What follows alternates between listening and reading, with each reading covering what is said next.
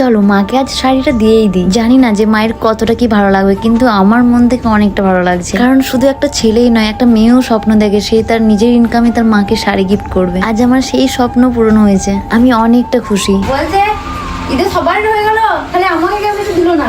মানে আমার মাটা ভাবলো কি করে যে আমি মায়ের জন্য কিছু নিয়ে আসবো না? তোমার জন্য তো নিজের জানটাও দিয়ে দিতে পারি। তবে মা যখন দেখেছে আমি মায়ের জন্য শাড়ি নিয়ে এসেছি, মা যে এতটা খুশি হবে আমি ভাবতে পারিনি। তোমার মুখে এরকম হাসি আমি একবার নয় বারবার দেখতে চাই। মা তো বিশ্বাসই করতে পারছে না ওটা মায়ের।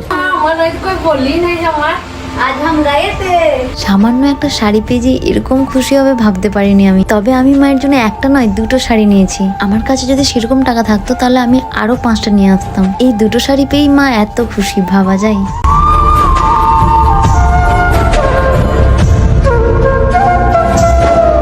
হয়তো মাদের মনগুলো এমনই হয়, অল্প জিনিসে অনেকটা খুশি হয়ে যায়। আমি নিজের জন্য কিছু নিতে পারিনি, কিন্তু ফ্যামিলিকে তো ঈদে গিফট দিয়েছি, এটাই আমার কাছে অনেক। আমার আর নিজের জন্য কিছু নেওয়া নেই, কারণ মায়ের এই আদরটাই আমার কাছে অনেক কিছু।